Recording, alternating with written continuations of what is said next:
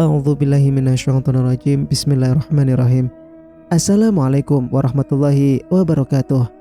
Kembali lagi di channel Sampul Hitam. Untuk cerita kali ini masih melanjutkan cerita yang sebelumnya yang berjudul Susu Kalajengking. Cerita ini ditulis oleh Novita Jungkook. Oh ya, sebelum masuk ke lanjut, bagi teman-teman yang belum subscribe, Mang Sukir minta bantuannya untuk subscribe channel ini dan nyalakan notifikasinya agar teman-teman tidak ketinggalan cerita-cerita dari Mang Sukir. Dan jangan lupa share channel ini agar channelnya semakin ramai. Dan tak usah berlama-lama, bagaimanakah untuk kelanjutan cerita ini? Ini dia kisahnya. Selamat mendengarkan. Nay dibuat kaget ketika rumahnya kedatangan tamu yang tidak pernah ia kenal. Mereka datang dengan raut wajah yang bisa dibilang tidak ramah. Namun Nay tetap membuka pintu dan menyuruh mereka masuk. "Maaf sebelumnya, ada perlu apa?" Nay bertanya pelan. "Benarkah kau wanita yang dihamili oleh kakangku dan melahirkan 2 anak ular?" tanya Gusti Amangkurat tanpa basa-basi. Tersentak Nay karena tetangga baru ini malah tahu tentang nasibnya di masa lalu. Bingung mau menjawab apa. Padahal ini sudah menjadi rahasia dan tidak ada satupun orang yang tahu tentang anak ular yang pernah ia lahirkan. "Aku adalah adiknya Adi Mangkurat, pria yang sudah memperkosamu dan kau sampai hamil anak ular. Kau mungkin tidak mengenalku karena memang selama ini aku tinggal jauh. Namun aku tahu semuanya," jelas Gusti Amangkurat. Gusti Amangkurat adalah adiknya Juragan Adi yang terkenal sangat kaya di kampung ini. Dia memang hidup terpisah karena mereka bukan lahir dari rahim ibu yang sama. Ayah mereka memiliki 2 istri yang tidak akur, sehingga mereka hidup terpisah dan masing-masing. Gusti Amangkurat hidup lebih mewah dan enak, karena ibunya adalah anak dari bangsawan Jawa yang sangat kaya. Sedangkan ibunya Juragan Adi hanya wanita biasa. Ayah mereka berdua lebih berat kepada istri mudanya karena lebih kaya dan lebih muda. Ibu Juragan Adi hidup menjauh dari suaminya. Dia hidup bersama putranya dengan harta pemberian dari istri muda suaminya. Dengan syarat dia harus menjauh dengan membawa putranya. Ibu Juragan Adi tak punya pilihan lain, karena bila dia menolak, maka dia dan anaknya akan dibunuh. Sang suami sama sekali tidak berusaha membelanya dan mereka pun menerima tawaran itu. Oleh sebab itulah Juragan Adi tinggal di kota dan tak lama pindah ke desa ini. Memang dia hidup dengan dikelilingi hal gaib karena itu memang sudah jadi makanannya sejak usia kecil. Oleh sebab itulah dia menjadi sangat terobsesi dengan hal gaib. Bahkan tega memperkosa anak tirinya untuk dibuahi anak iblis. Namun Maharani sang anak tiri malah hamil anak biasa. Oleh sebab itu dia langsung membunuhnya. Ketika memperkosa Nay, benih iblisnya berkembang sempurna. Tapi kesialan masih menghampiri hidupnya. Juragan Adi mati dibunuh oleh Lara sang istri yang merasa sangat dendam karena juragan tega memperkosa Maharani. "Jadi apa yang kalian inginkan?" tanya Nay gemetaran. "Tidak usah takut. Kami datang untuk memberikan imbalan karena kau sudah berhasil membuat benih kakangku berkembang," ujar Gusti Amangkurat.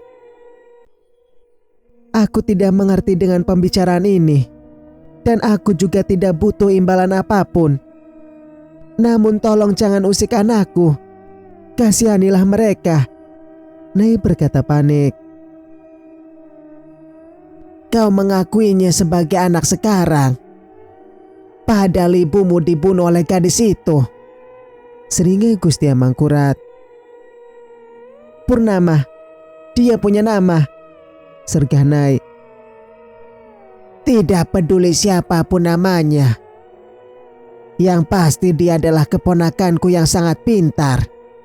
Gusti Amangkurat tersenyum kecil.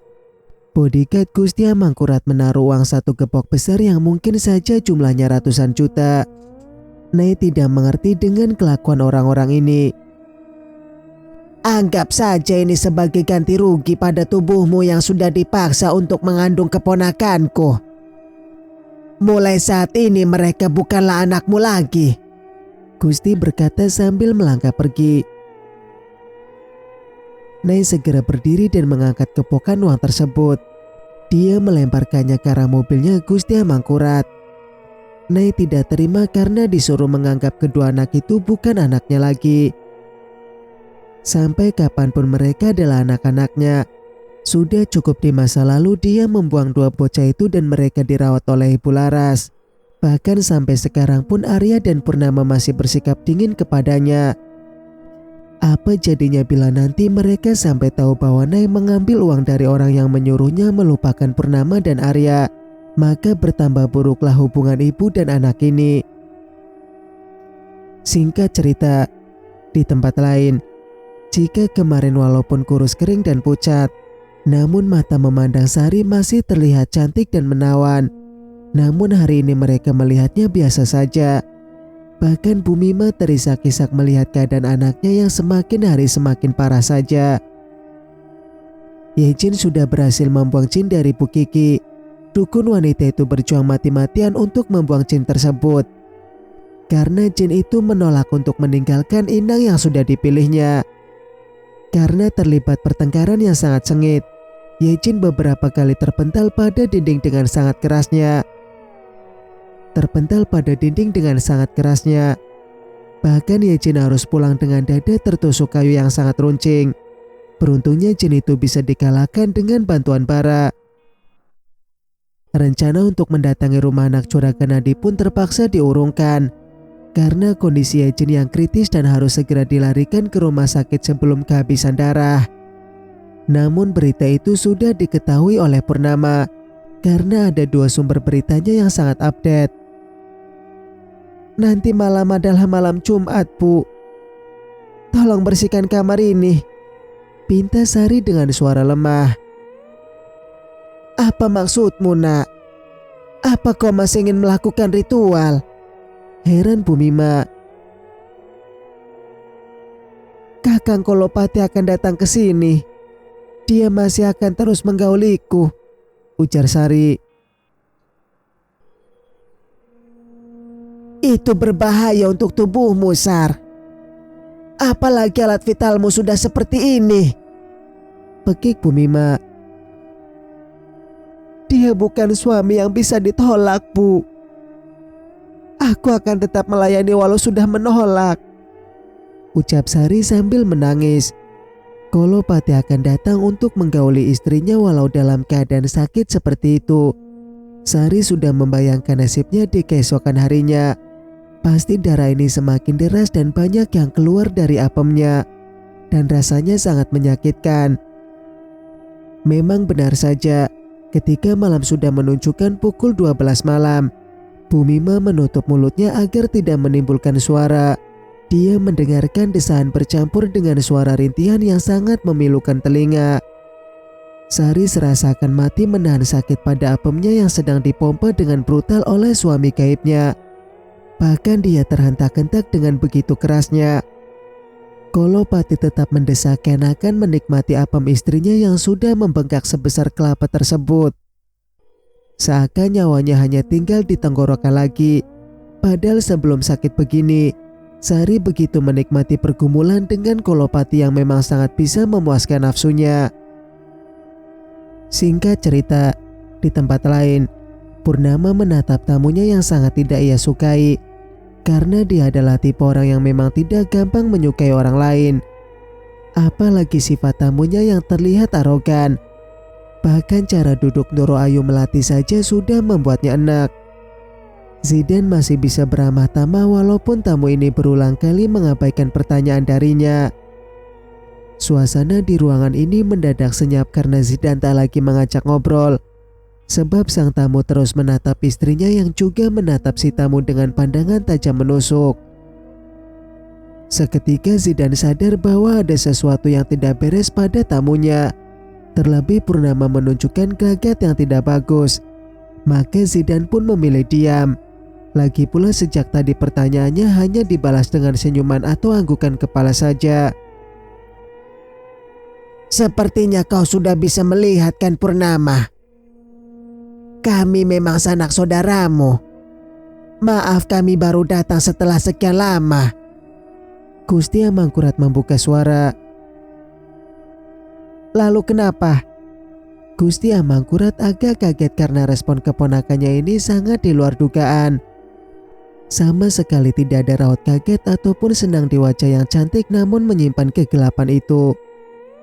Biar saya saja yang bicara dengannya, Kang Mas. Mungkin karena kurang didikan. Jadi bicaranya Purnama tidak sopan. Doro Ayu Melati memegang tangan suaminya. Maksudmu aku kurang didikan bagaimana? Ibuku mendidik dengan baik dan benar.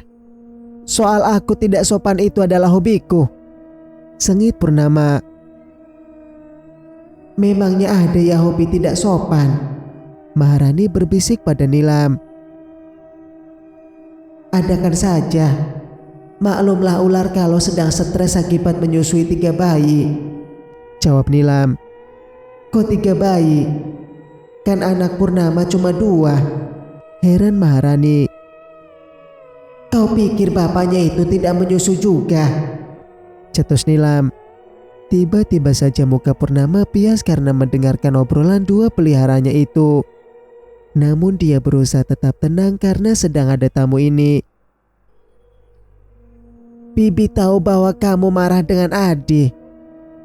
Namun kau tidak bisa menolak takdir bahwa kau dan adikmu adalah ular.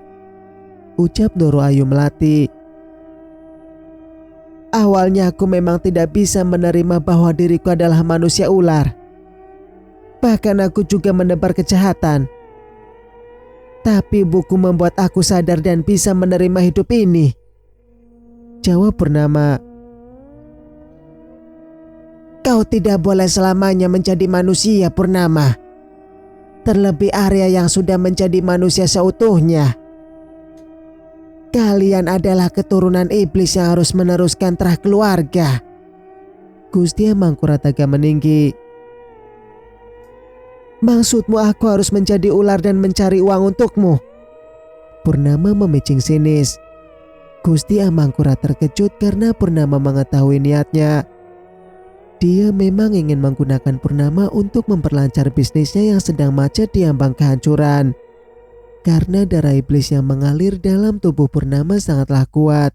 Untuk menjatuhkan lawan bisnis dan mengambil uangnya adalah hal yang mudah. Oleh sebab itulah Gusti Amangkurat ingin mengambil kedua ponakannya ini. Karena dia tidak mau jatuh miskin.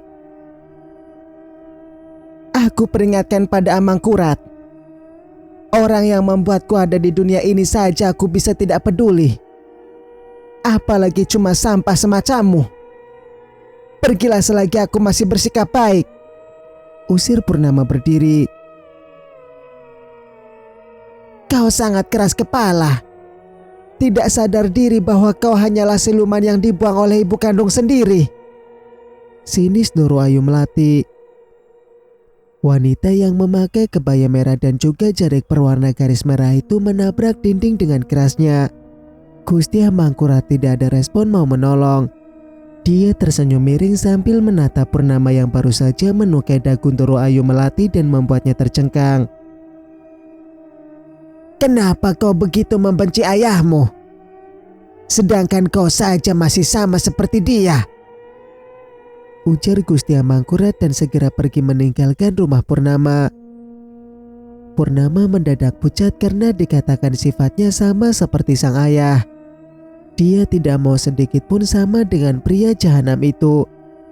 Ziden mendekati sang istri yang mulai tampak gundah. Tampaknya masalah masih akan terus mengalir dalam keluarga mereka. Entah bagaimana nanti responnya Arya.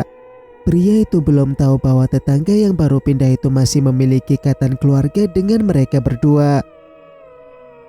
Tidak usah kau pikirkan ucapan dia. Adi sama sekali tidak sepertimu.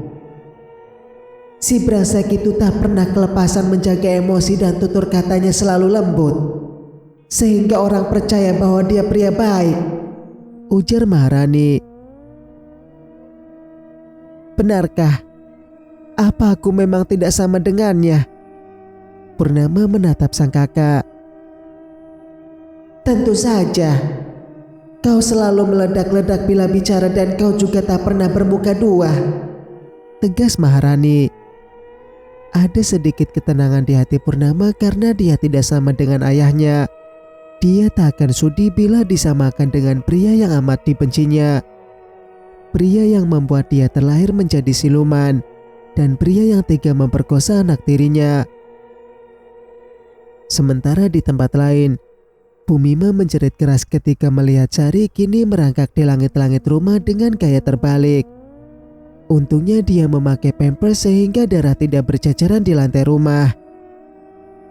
Gerakannya patah-patah tidak karuan. Bumima segera menghubungi Yejin untuk meminta bantuan. Namun belum sempat ponselnya tersambung, Sari sudah merampasnya dan mengunyah seperti makan roti saja. Kenapa ini Bibi? Lita yang baru datang juga memaki kaget. Tutup pintunya Lita. Jangan sampai ada orang yang tahu. Bumima masih berusaha menyembunyikan sakitnya Sari. Lita menutup pintu rapat walau dia sangat ketakutan. Lauk yang tadi punya suruh antar pun ia taruh di atas meja sambil gemetar ketakutan. Apalagi Sari tiba-tiba saja mendekatinya dengan gerakan yang sangat liar. Lita terpojok di dinding sambil menahan nafas. Kau juga cantik sekali. Sayangnya aku tidak bisa masuk ke dalam tubuhmu, ucap Sari. Siapa kau?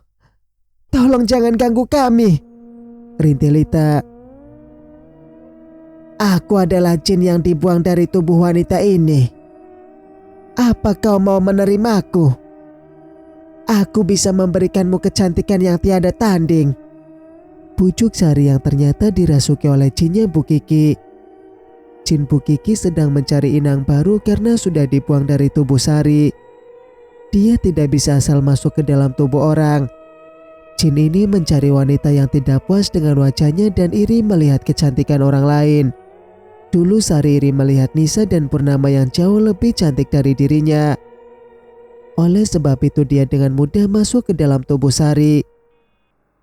Kepada Lita dia tidak bisa masuk karena gadis ini tidak iri melihat kecantikan orang lain. Yang membuat dia iri hanyalah kasih sayang ibu kandung karena dia dibuang sejak bayi. Lita membaca ayat-ayat yang dia bisa agar jin ini segera pergi. Sari memang jadi menutup telinganya ketika Lita membaca ayat kursi pengusir jin yang sangat ampuh tersebut. Ayo bantu baca juga Bi, teriak Lita. Bumima tergagap karena dia tidak hafal ayat kursi. Jadilah hanya Lita saja yang terus membaca ayat kursi. Wanita tua ini hanya melongo sambil ketakutan. Bahkan ayat apapun sama sekali dia tidak hafal.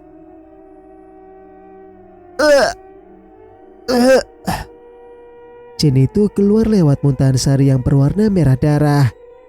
Sari tergeletak lemas karena energinya dikuras habis. Tadi malam melayani sang suami yang sangat brutal, kini malah dirasuki oleh jin lain pula. Sari, sadarlah. Bumima menepuk-nepuk pipi anaknya.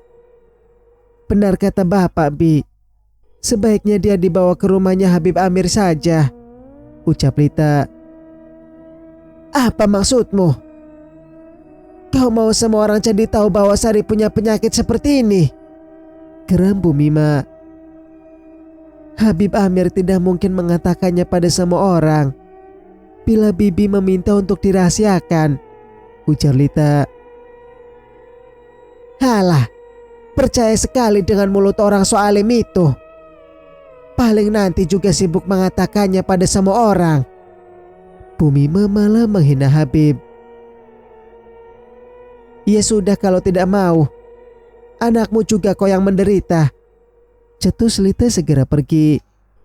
Malas berdebat dengan bibinya yang seperti orang sangat anti kepada hal berbau agama. Sholat juga tidak pernah ia lakukan. Ucapan tobat hanya di mulut saja. Andaikan sekarang ada orang yang mengajaknya sudah pasti ia terima. Aku mau mandi Bu, rintih Sari kesakitan. Ayo ibu bantu. Akhirnya sudah ibu siapkan. Bumima membawa Sari ke dalam kamar mandi. Sari menolak ketika ibunya akan memandikan. Dia ingin mandi sendiri karena tidak mau merepotkan sang ibu terus-terusan. Bila sedang sendirian dalam kamar mandi begini, sejuta penyesalan berkecamuk dalam dadanya. Andaikan dulu dia menerima pinangan juragan itu dan tidak memilih Arya, maka dia tidak akan ke kota dan tergiur dengan hal buruk ini. Kini dia harus menderita sendirian melawan rasa sakit yang sangat luar biasa ini. Ketika pempes dibuka, darah seketika langsung turun bagaikan air kencing, dan sekarang bercampur dengan bau yang sangat memualkan perut. Oleh sebab itulah Sari tidak mau dimandikan oleh ibunya. Setiap habis digauli oleh Kolopati, maka baunya akan bertambah busuk. Sari menggerang karena sakitnya tiba-tiba bertambah. Seperti ada sesuatu yang keluar dari apemnya.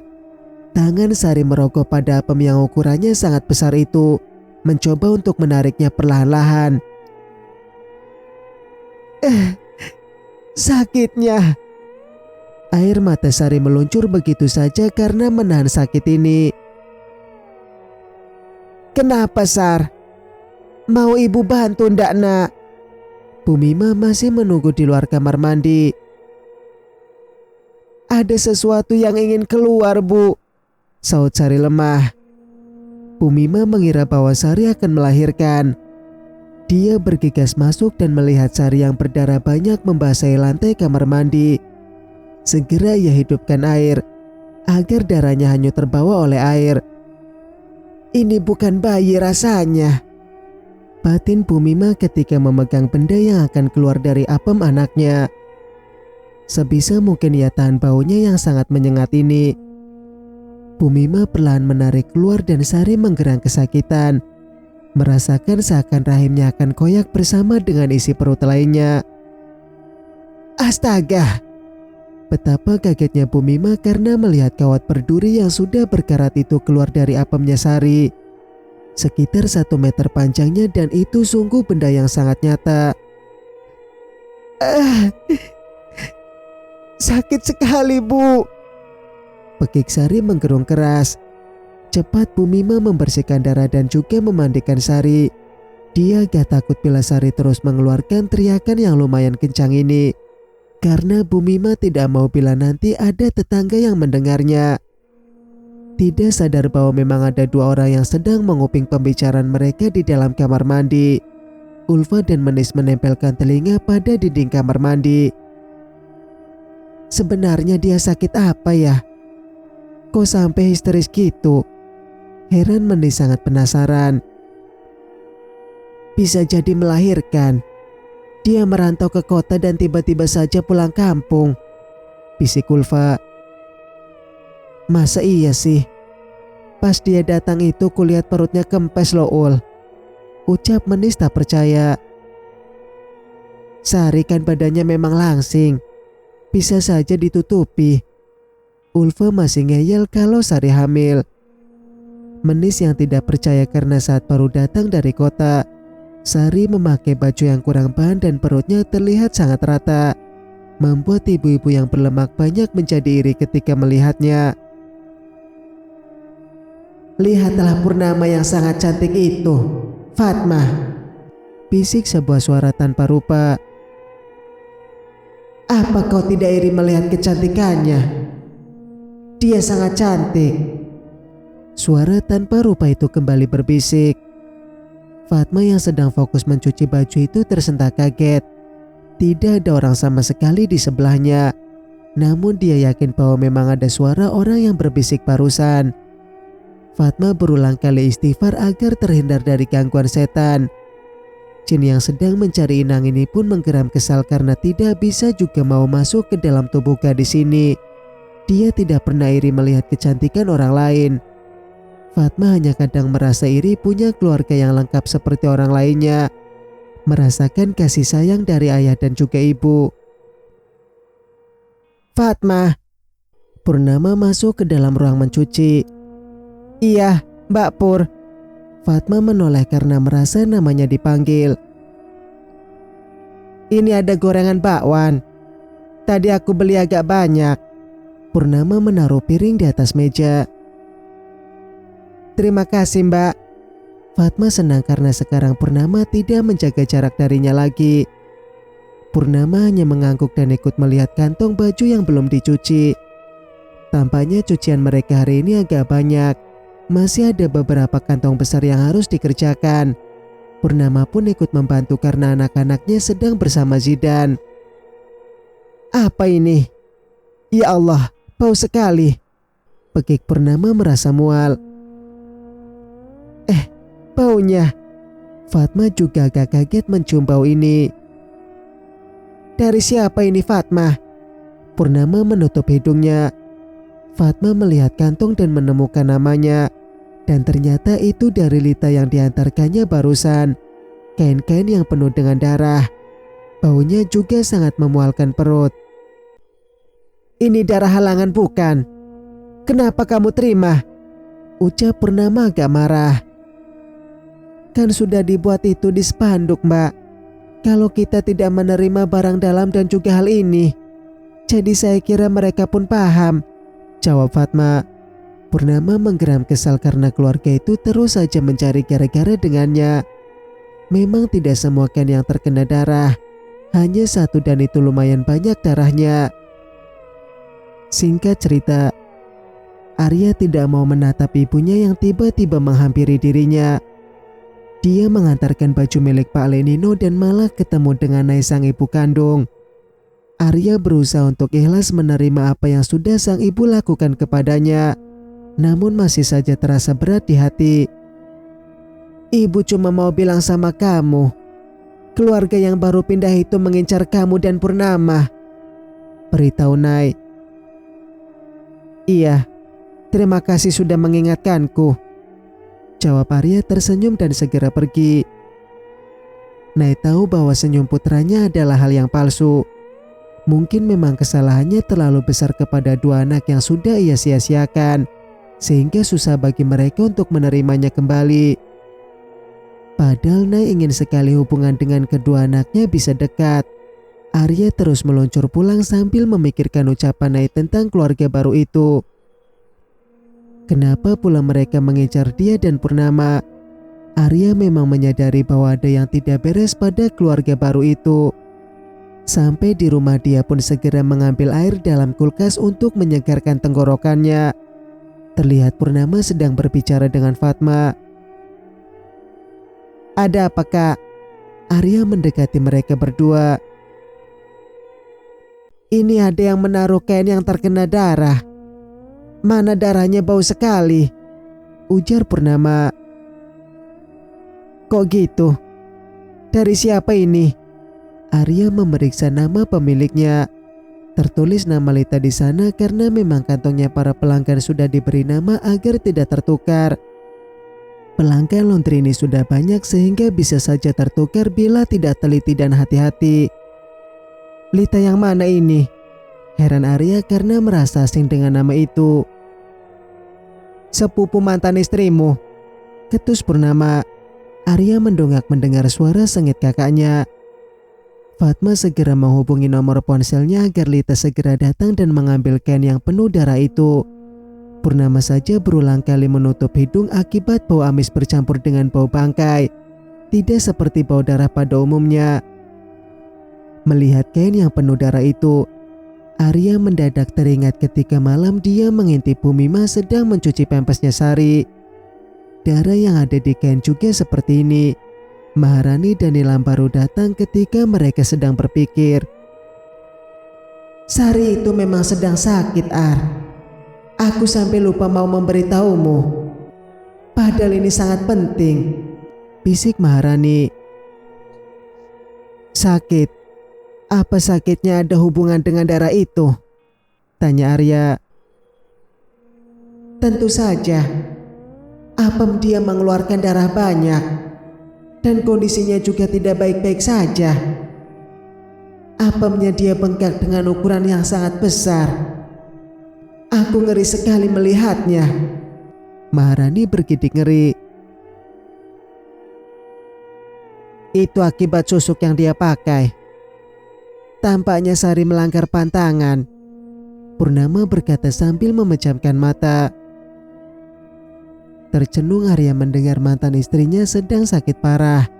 Tidak mungkin bila tidak parah, darahnya saja sampai sebanyak ini. Dan melihat saat Arya mengintip di malam itu, Sari memang tampak tidak sehat. Jin yang ada dalam tubuhnya ada 3 macam. Ayahnya Andrew ada juga di sana, beritahu Maharani. Aku tahu soal itu. Biarlah dia tidak bisa mati karena ilmunya Adi, cetus Purnama. Ada jin yang kuat lagi, Pur. Dia seperti genderuwo. Bentuknya sama persis seperti kera dan tingginya sampai menjulang. Nilam ikut bicara. Purnama nampak berpikir karena tidak mengenal jin yang barusan Nilam sebutkan. Arya juga terdiam karena pikirannya semakin dihantui rasa bersalah karena sudah mengajak Sari lari. Lebih tepatnya menuruti ajakan Sari kabur dari rumah kala itu. Matanya merah, Pur. Ada tanduknya 2 di jidat. Aku yang hantu saja bisa takut melihat dia, seru Nilam. Mungkin itu jinnya Bu Kiki. Aku memang belum pernah melihat setan itu secara langsung, sahut Purnama. Mungkin itu jinnya Bu Kiki. Aku memang belum pernah melihat setan itu secara langsung, sahut Purnama.